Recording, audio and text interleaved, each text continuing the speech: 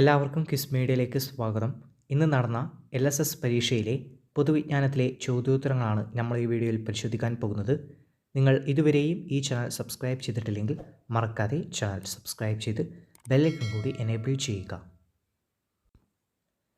ഇന്ത്യയിലെ കേന്ദ്രഭരണ പ്രദേശങ്ങളിൽ ഉൾപ്പെടാത്തത് ഏത്? ഉത്തരം ഓപ്ഷൻ സി, പഞ്ചാബ്.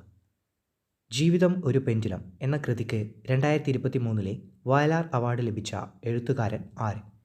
ഉത്തരം ഓപ്ഷൻ ഡി, ശ്രീകുമാരൻ തമ്പി.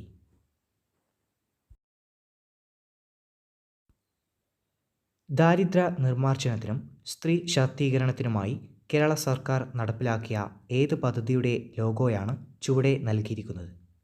ഉത്തരം ഓപ്ഷൻ എ, കുടുംബശ്രീ. മനുഷ്യനെ ബഹിരാകാശത്ത് എത്തിക്കുന്ന ഇന്ത്യയുടെ പ്രഥമ ബഹിരാകാശ സഞ്ചാര പേടക പദ്ധതി ഏത്? ഉത്തരം option D, Gaganyaan. Classical നൃത്തരൂപമായ Bharatanatyam രൂപം കൊണ്ടത് ഇന്ത്യയിലെ ഏത് സംസ്ഥാനത്താണ്?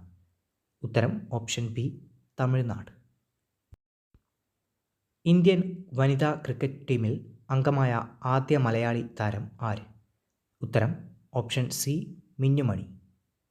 സ്വാതന്ത്ര്യം എൻ്റെ ജന്മാവകാശമാണ് എന്ന് പ്രഖ്യാപിച്ച ലോകമാന്യ എന്നറിയപ്പെടുന്ന ഇന്ത്യൻ സ്വാതന്ത്ര്യ സമര സേനാനി ആര്? ഉത്തരം ബാലഗംഗാധര തിലക്. ഇന്ത്യയിൽ ശിശുദിനമായി ആഘോഷിക്കുന്നത് ആരുടെ ജന്മദിനമാണ്? ഉത്തരം ജവഹർലാൽ നെഹ്റു. 2024 ജനുവരിയിൽ കൊല്ലത്ത് വെച്ച് നടന്ന കേരള സംസ്ഥാന സ്കൂൾ കലോത്സവത്തിൽ ഓവറോൾ ചാമ്പ്യൻഷിപ്പ് നേടി സ്വർണ്ണക്കപ്പ് കരസ്ഥമാക്കിയ ജില്ല ഏത്? ഉത്തരം കണ്ണൂർ.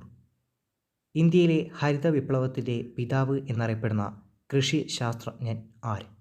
ഉത്തരം ഡോക്ടർ MS സ്വാമിനാഥൻ.